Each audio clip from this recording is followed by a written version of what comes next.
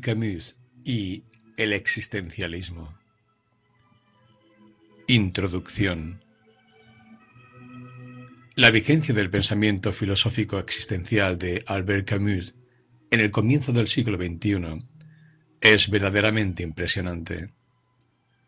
Dentro de un marco político, social, económico, moral, religioso, saturado por ambigüedades e interpretaciones subjetivas de libros y textos sagrados, visiones del mundo impositivas por parte de los máximos poderes mundiales, cobra suma importancia retomar el análisis del pensamiento camusiano.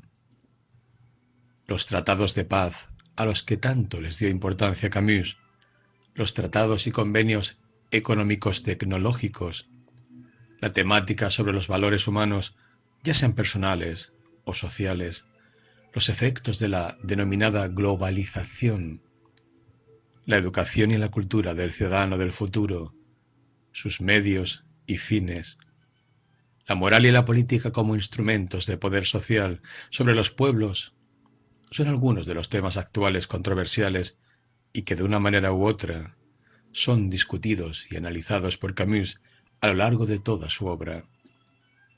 Un pensamiento que se dedique o se consagre a defender al ser humano en su existencia plena y a valorar la vida como un valor supremo digno de respeto, es un pensamiento actual y más que eso, es una filosofía vivencial, concreta, para nada abstracta.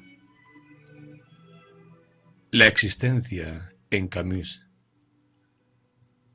Una de las ideas fundamentales de la filosofía existencial es que el hombre, ante todo, es existencia y que ésta se da en la determinación y en la realización del ser como proyecto existencial. Camus, identificado en algunas partes con esta manera de pensar, no concibe un paraíso divino después de la muerte como justificación al dolor y a la miseria en esta tierra. No es posible un Dios que acepte y permita la destrucción y el dolor humano. El hombre está solo en este mundo y construye su existencia con base en su libertad. En cuanto a si Camus es o no existencialista, lo iremos analizando poco a poco, retomando mucho de lo que nos legó en sus obras y, por supuesto, analizando sus ideas filosóficas en relación con el movimiento existencialista, que tuvo su mayor auge al acercarse la mitad del presente siglo. Son muchas las partes de su temática en las que plasma su pensamiento, una obra bastante extensa y variada, rica en mensajes, conflictos, angustias, sin faltar esa lucidez y honestidad que lo caracterizó. En medio de una serie de convulsiones sociales y políticas, empieza a desarrollar su intelecto y su interés por la filosofía, aunque al igual que otros pensadores, no le gustaba que lo llamaran filósofo. Uno de sus rasgos más característicos era su pasión por el periodismo, crítico, dentro del cual mantiene con firmeza una posición honesta y profunda en pro de la vida humana. Algunos consideran a Camus como un hombre trágico, quizá por las obras escritas en sus primeros años de literato, una etapa difícil en que tuvo que definirse políticamente ante un momento en que la angustia hacía su aparición y la convulsión social se desbordaba en las calles. Una etapa en donde tiene que aceptar situaciones escabrosas y existir con ese pesado fardo que a veces se torna la existencia, cuando el absurdo y la desesperación asoman sus filosas garras. Para poder definir a Camus es necesario conocer toda su obra y el momento histórico en el cual se desenvolvió. A veces podemos pensar en descripciones acomodaticias acerca de su personalidad y su obra literaria, tal vez por no profundizar en su evolución filosófica. Albert Camus nació en Argelia, colonia francesa, el 7 de noviembre de 1913. Su padre era de origen francés y su madre era de ascendencia española.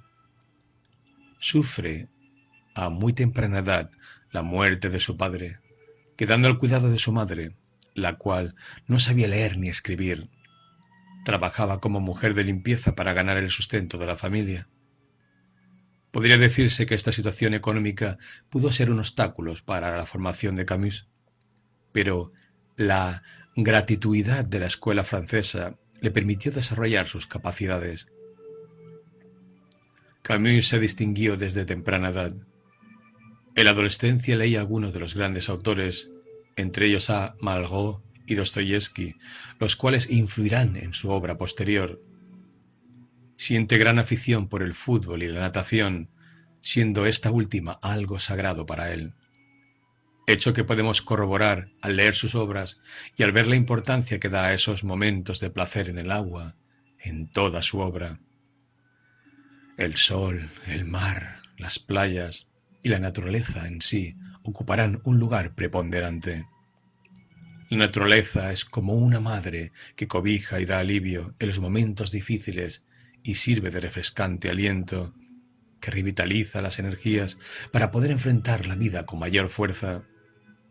Tal es el caso de su obra, La mujer adúltera, que se entrega a la noche en toda su plenitud.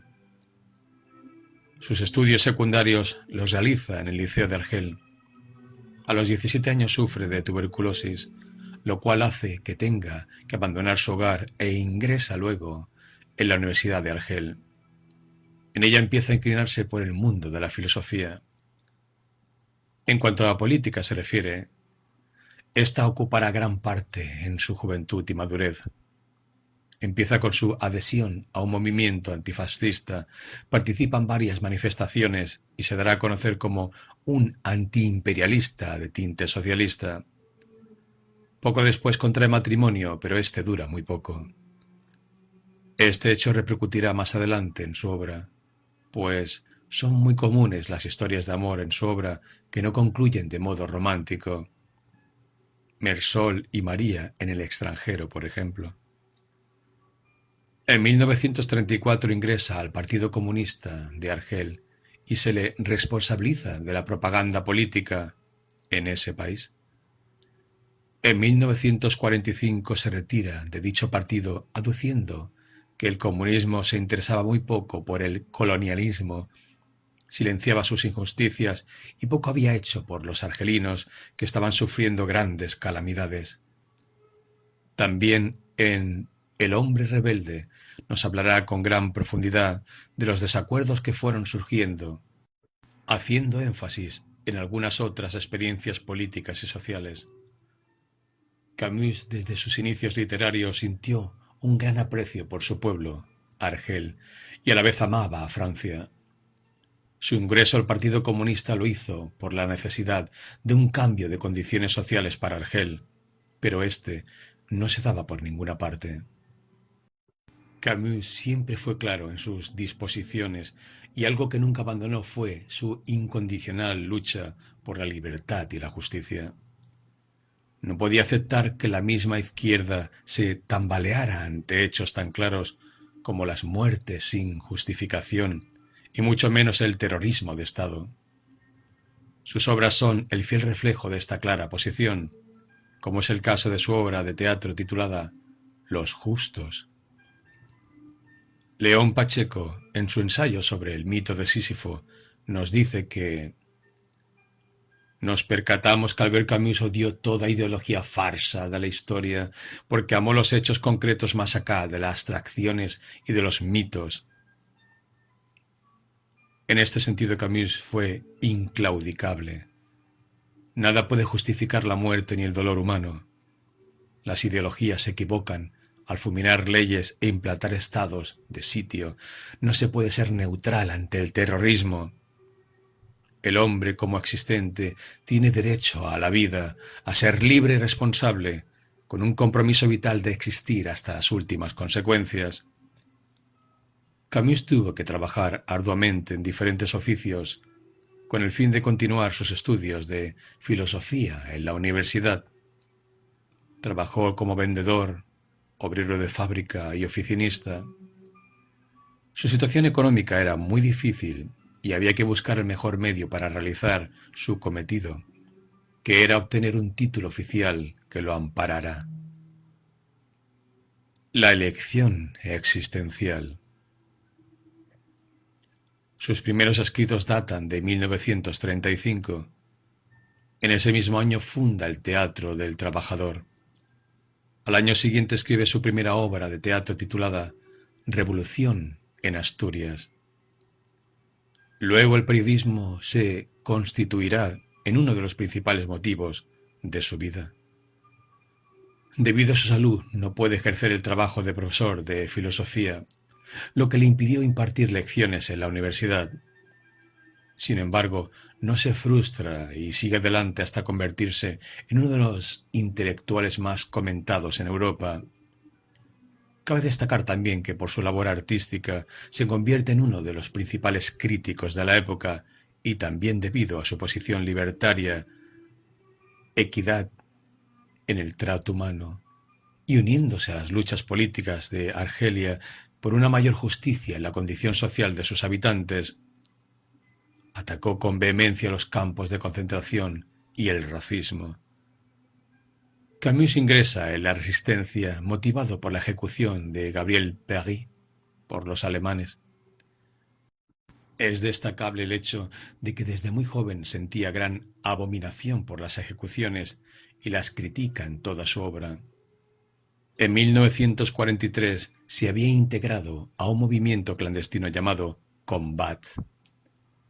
A partir de ese momento su obra literaria y filosófica es más fecunda. Aparecen muchas de sus principales obras, tales como La peste, El hombre rebelde, La caída, etc. Al aparecer en el ensayo El hombre rebelde, trae consigo el rompimiento con Sartre, del cual había sido amigo íntimo. Se han dado muchas explicaciones acerca de este acontecimiento, pero no está muy claro el asunto. Sin embargo, la mayoría de críticos concuerdan con que el rompimiento o desacuerdo entre estos dos grandes filósofos fue de carácter moral e ideológico, pues Camus no justificaba la violencia en la revolución. Ya al final de su vida, estando aún joven, se nota una renovación en sus obras, en que la esperanza brilla como una alternativa ante la convulsión en que se mueve el mundo, esperanza que se trunca al fallecer en un accidente automovilístico el 4 de enero de 1960, 3 años después de obtener el Premio Nobel de Literatura. Con su muerte se cerró un capítulo de la literatura y filosofía francesa, pues perdía en Camus no solo un gran esteta, sino un pensador que con brillo propio cuestionó muchas de las formas de convivencia humana que estaban llevando a la destrucción del hombre. Esto trajo como consecuencia que este filósofo tomara decisiones claras y profundas, pues la vida no podía seguir siendo avasallada por ideologías nefastas y el crimen basado en principios totalitarios o justificado por las ansias de poder. Tiempos modernos. Era el reto de los nuevos tiempos. Se trataba de curar al hombre de los males que le acosan, como lo proclama Rieu en La peste. Después de haber hecho un recorrido por la vida de Albert Camus, podemos decir que su vida no le fue fácil y que eso lo motivó para que en algún momento desarrollara situaciones absurdas en algunas de sus obras, lo que le valió que se le considerara existencialista, pero él siempre fue enfático en rechazar esta calificación. Lo cierto es que existen rasgos que los caracterizan dentro de la corriente existencialista, haciendo énfasis en su amistad con Sartre y Simone de Beauvoir, pues marcan en parte su temática en sus obras. Existe un detalle digno de analizar, y es que se ha visto el existencialismo como una moda. Como lo dirá Sartre en su libro, el existencialismo es un humanismo. Creemos que el mismo Camus tenía un mal concepto de esta corriente. Lo que sucedió fue que ésta alcanzó una gran popularidad y la llevó a una cierta vulgarización de algunos términos existencialistas y modos de pensar.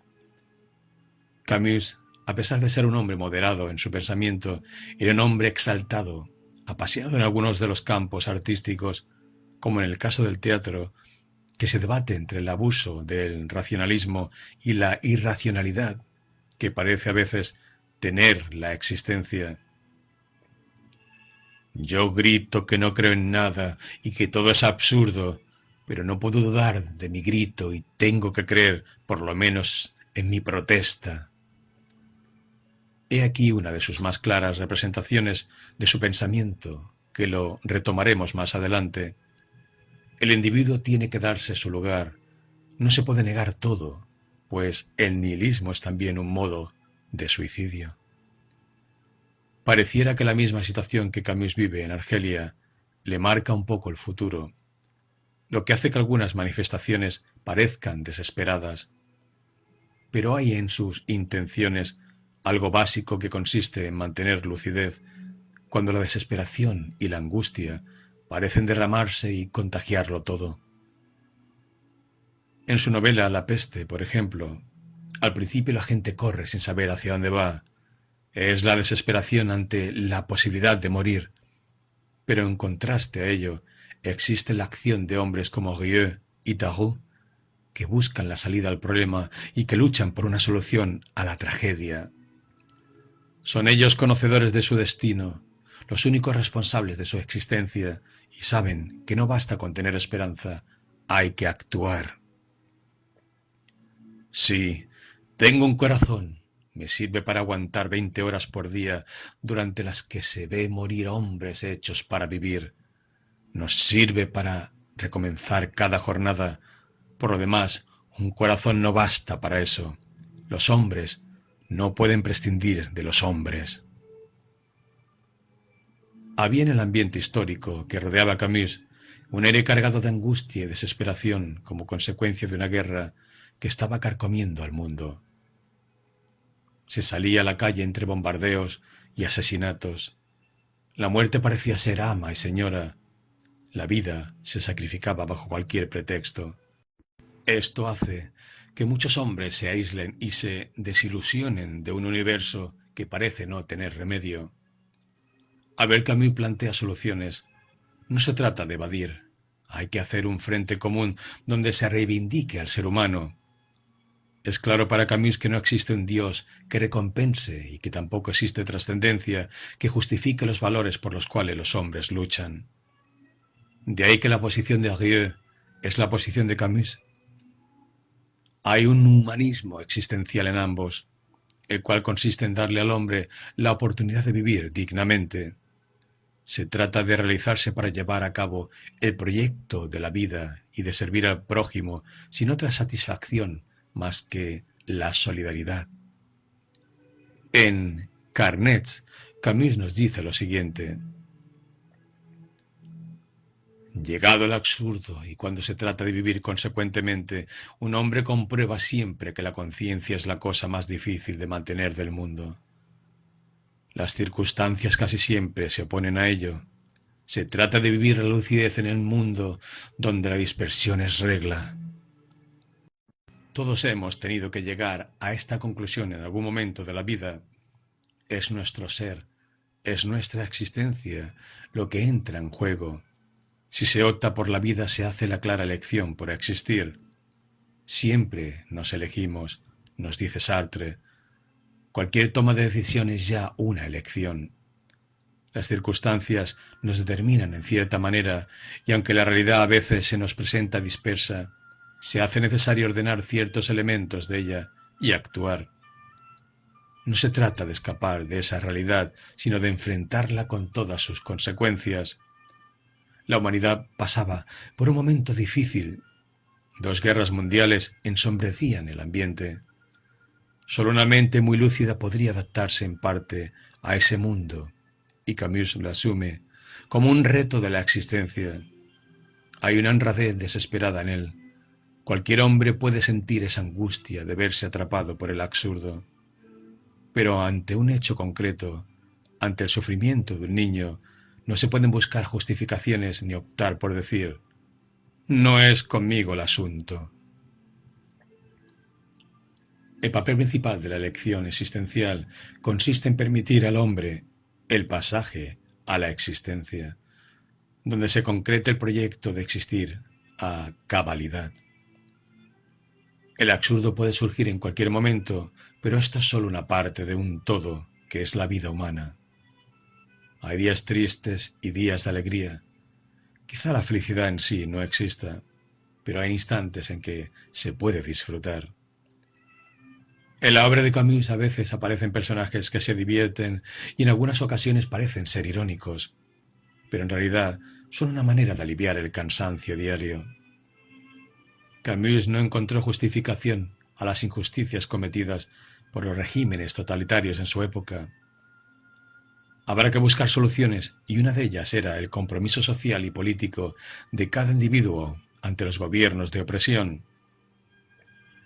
En cuanto a la literatura se refiere, no era hacer simplemente un cierto tipo de literatura o una literatura al servicio de una determinada ideología.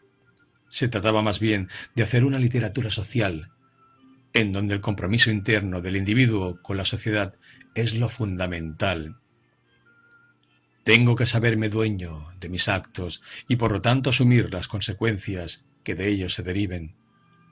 Si yo soy libre, soy el garante de esa libertad. Ignacio Lev, en su libro La existencia auténtica, nos dice que mientras el hombre no contraiga un compromiso que ligue irrevocablemente todo su ser con todas sus situaciones pasadas y presentes y futuras, permanecerá inevitablemente la condición infraexistencial en estado de depresión y pasividad. En el caso de Camus, las palabras de Lev se hacen ciertas. Su lucha política, su discurso moral, sus esfuerzos en favor de la humanidad lo hacen un hombre íntegro. Camus no solo compromete su palabra, sino su propio ser. Consciente de que está inmerso dentro de una sociedad, no como un objeto de ésta, sino como un sujeto.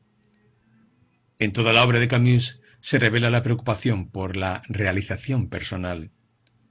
Tarot, en La peste, se pregunta: ¿cómo se puede ser santo aún sin creer en Dios? Rie lucha por sanar esa humanidad contaminada por la peste. Todos los problemas modernos están aquí presentes, entre el silencio del mundo y el grito desesperado de los oprimidos. Nos falta definir un poco más la relación entre Camus y el existencialismo. Camus y el existencialismo. Albert Camus nunca quiso aceptar que los críticos lo ubicasen dentro del existencialismo. Más bien tenía un mal concepto acerca de esta corriente filosófica. Sin embargo, el existencialismo no es una corriente homogénea. Existe un gran trecho entre un pensador y otro. Los hay más moderados como Karl Jaspers y más extremos como Jean-Paul Sartre. Lo que sucedía era que, a mediados del siglo XX, a todo aquel que utilizara cierto lenguaje o manejara algunas ideas existenciales se le consideraba existencialista. El mismo hecho de poseer un tipo de ateísmo permitió que se identificara a muchas personas con esa corriente filosófica, aunque en el fondo nada había en común.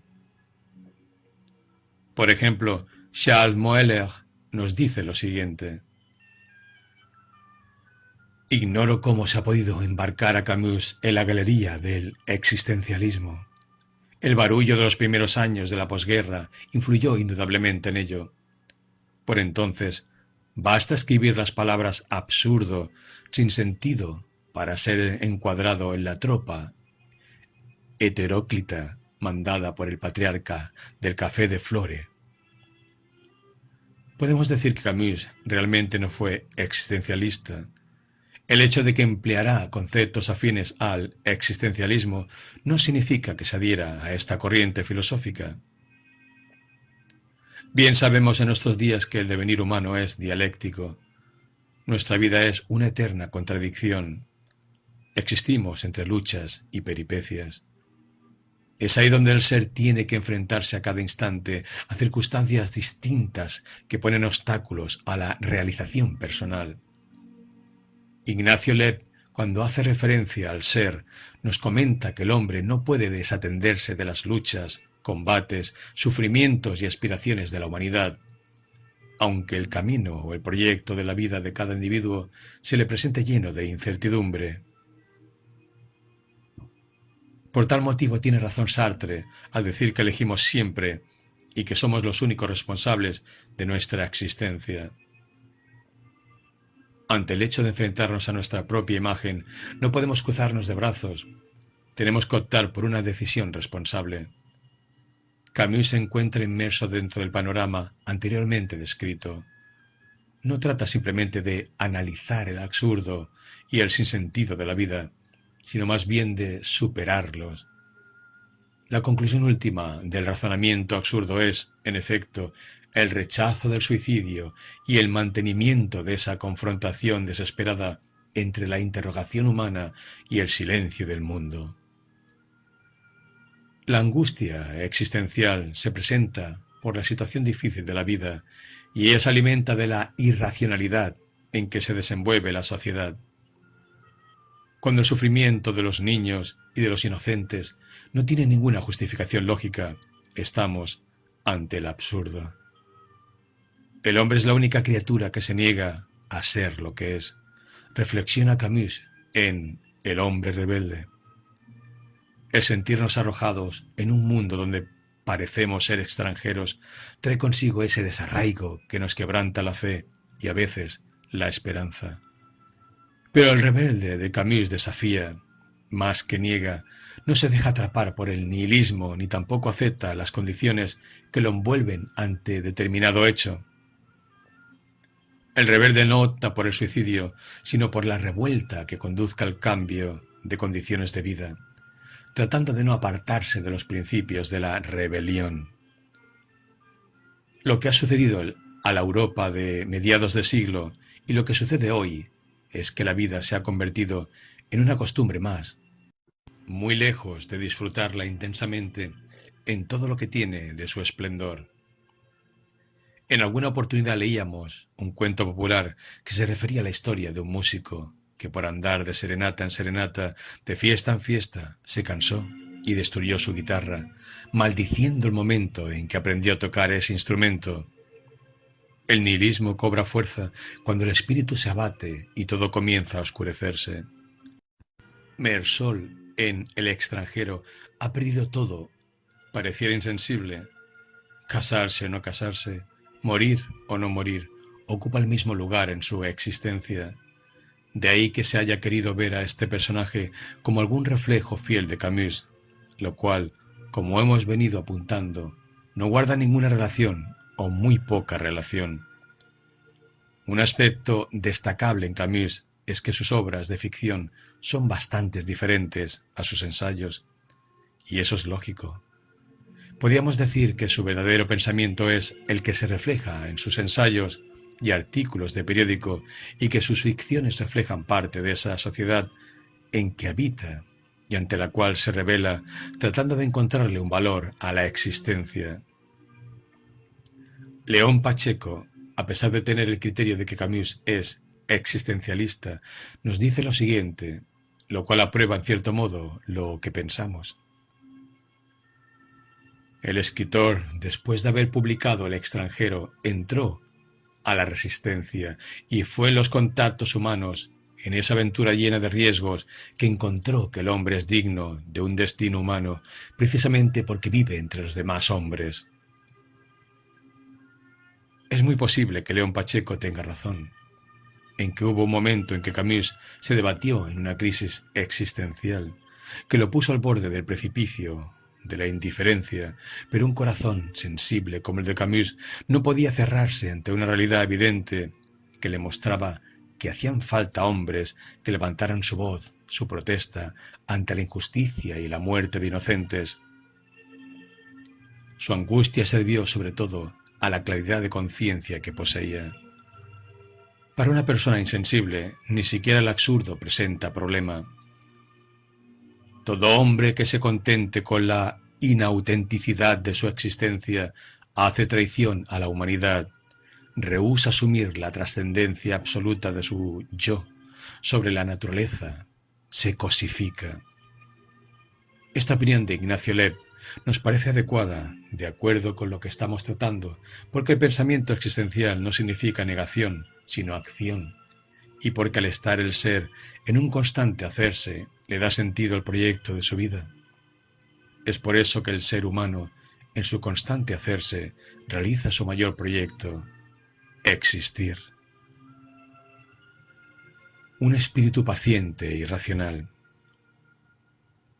Continuando con nuestro objetivo, hacemos referencia a Guillermo de Torre, historiador de literatura, que nos dice lo siguiente. Indudablemente Camus no fue existencialista. Sin embargo, como quiera que sea, ciertos temas manejados por Camus, o más bien a su manera de encararlos, no dejan de mostrar semejanzas con otros de los existencialistas. Camus era de un espíritu prudente, eso lo sabemos, capaz siempre de no dejarse dominar por las abstracciones inhumanas, de no cegarse ante las ideologías y afirmar la supremacía de la dignidad de la persona por encima de toda otra cosa. Por eso dice Guillermo de Torre que Camus salta del nihilismo a la esperanza. Los hombres mueren y no son felices, había dicho Calígula una vez. El hombre busca la felicidad en todas partes, pero ésta se le niega. La angustia que ocasiona el anhelo insaciado de bienestar hace que muchos hombres le nieguen valor a la existencia, o por el contrario sacrifiquen toda una vida en aras de un paraíso donde sí existe la verdadera felicidad. Esta idea no es nueva, la han vivido millones de hombres. Camus no está de acuerdo con que se sacrifique esta vida por un paraíso del cual nada puede afirmarse. El doctor Rieu, Tarou, Mersol, Clemens y muchos otros personajes lo reflejan en su visión de la vida, en su ideario. Son hijos de esta tierra, como el mismo Camus, que no aspiran a trascender, pero que sí anhelan una santidad sin Dios, donde el fin es el hombre por el hombre. Aún así, Jonás el pintor es feliz, el doctor Rieu se siente realizado, y la mujer adúltera se siente bien con la naturaleza. Aquí existe un aire de felicidad que contradice el absurdo. Guillermo de Torre, refiriéndose a Camus, nos comenta lo siguiente. En suma, al situarse más allá del nihilismo, da paso a la esperanza, avista los dominios de la lucidez para desembocar finalmente en el último capítulo del hombre rebelde, donde su espíritu mediterráneo clásico afirma el sentido de la medida y creación frente a la desmesura y destrucción.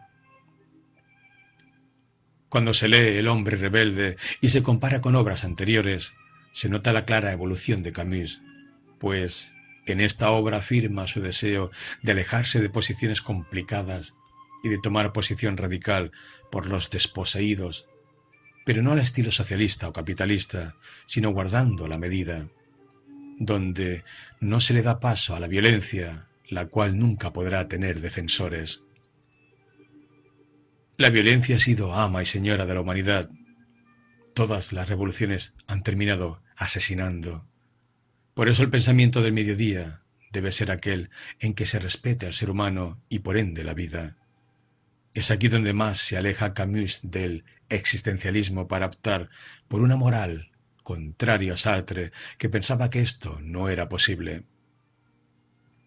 El padre Panelug, en La peste, vislumbrado por los nuevos modos de pensar, casi en un gesto herético expresa: hermanos, ha llegado el momento de aceptar todo, negarlo todo. Panelux dice esto al ver avanzar la peste y al observar la muerte de muchos inocentes. Negarlo todo significa reconocer que la fe no era suficiente. Hay representada una impotencia religiosa, pero está su contraparte, la del autor Rieu.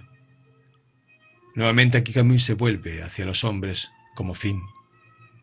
Charles Moeller, en su ensayo sobre Camus, titulado La honradez desesperada, nos dice lo siguiente. No es en su dimensión trágica como se manifiesta en Camus el tema de la condición humana, condición y no naturaleza. El polo de su universo es la búsqueda de la dicha, esa especie de felicidad o alegría que enriquece sus obras. Camus debe ser situado en la literatura de la dicha, no en el de la salvación.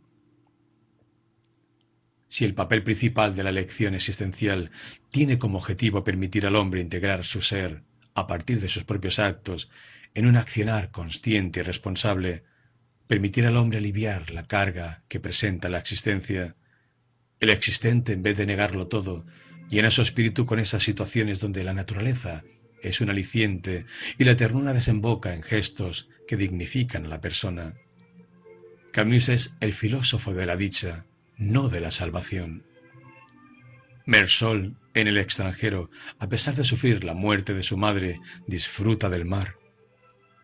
No es que no sienta la muerte de su madre, sino que sabe que nada remedia con llorar o desesperarse. Si la condición del ser es la de estar en un mundo que a veces nos doblega, el objetivo del hombre entonces será buscar esos instantes que lo recompensan. Camus amaba la naturaleza y todos los personajes de sus obras disfrutan de ella. Pero la dicha no es solo una satisfacción física, sino un estado anímico donde el hombre se siente realizado. Clamence, en La caída, después de hacer un acto de contrición, siente una dicha, y esa se refiere al hecho de haber adquirido conciencia de lo que ha sido su vida. Camus sabía que el hombre no podía hacerlo todo, que muchas cosas ni siquiera están en sus manos, pero que esto no era motivo para no luchar. León Pacheco, refiriéndose al ensayo El hombre rebelde y comentando la forma de discurso que utiliza Camus en dicho libro, nos dice que si Camus, por lo menos, en este alegato abandona el círculo vicioso de sus concepciones existenciales, razón y no razón, absurdo y esperanza, nada y ser, es para hacerle frente al problema humano de por qué, en menos de 50 años, se han asesinado más de 70 millones de seres para justificar ideologías crueles, aduciendo siempre el principio de que el hombre es libre. Aunque León Pacheco razona bien, lo que hay que aclarar es que Camus no simplemente abandona el lenguaje existencial, sino que hay toda una nueva disposición. Camus ha adquirido conciencia de la situación del hombre en el mundo y como tal la enfrenta. Como gran escrutador del alma humana, trata no solo de analizar el problema social, sino individual, y también profundiza el porqué de muchas actitudes. Conclusiones. La obra de Camus fue siempre un semillero de sugerencias y una voz de alerta ante los abusos de los gobiernos totalitarios. Obra que quedó inconclusa con su muerte, pero que aún hoy nos sigue induciendo el diálogo entre los hombres. Camus debe gran parte de su obra, básicamente, a tres pensadores: André Gide, de quien hereda sus inquietudes estéticas; Nietzsche, de quien recoge el vitalismo, la defensa del hombre como hombre, y luego de Dostoyevsky, el arma con que succiona el alma humana y lo hace capaz de crear escenas conflictivas donde el ser humano, con todas sus fuerzas y debilidades, es el principal actor, y las pasiones humanas se desbordan y los sentimientos florecen amparados por la rebelión. Camus no era muy original en sus temas, mucho los tomó del mismo Dostoyevsky, pero les da un toque personal inigualable. No en vano recibió el Premio Nobel de Literatura en 1957. Analizado por nosotros y auxiliados por otros pensadores, podemos derivar algunas conclusiones. Una de ellas es que Camus definitivamente no fue existencialista al estilo de un Sartre o un Heidegger, pero que sí utilizó el lenguaje existencial en muchas de sus obras con originalidad. Otra conclusión, y que no es solo nuestra, es que no se puede generalizar que el existencialismo es un movimiento negativo, ni tampoco se puede juzgar a Camus solo por algunas obras, como es el caso de El extranjero o Calígula. ya que su pensamiento es una clara evolución que lo hace cambiar de temática y presentarse como un defensor de los derechos humanos y de la justicia. En conclusión, diremos que Camus vivió con una honda convicción. Nada hay más allá de esta vida, y que no se puede sacrificar la libertad humana por un Dios que nos limite. Hay un rechazo claro de las religiones que para Camus son alienadoras del ser. En lo político tenemos que decir también que Camus no fue un hombre de ideologías absolutas. Dejó el socialismo y aborreció siempre la sociedad burguesa, capitalista, ya que no aceptaba sus injusticias. Aborrece las dictaduras y el crimen, hace de su vida una lucha sin fin contra el despotismo. A fin de cuentas importa más su mensaje de justicia que el hecho de si fue o no existencialista. A manera de conclusión general y como apuntábamos en la introducción a este artículo, la importancia y la vigencia del pensamiento de Camus se refleja tanto en su concepción moral y política de este mundo como también en el propósito principal de su visión de la vida, y que es el diálogo como fuente primordial para salvar vidas a costa de las guerras y las enfermedades. La problemática sobre qué mundo iremos a formar en el futuro es un tema central y de suma importancia. Por ello, la importancia del estudio de las ideas existenciales de Albert Camus estriba en la escogencia que el hombre determine en su propia existencia para su proyecto de vida. Y en cuanto a los pueblos, serán dos alternativas.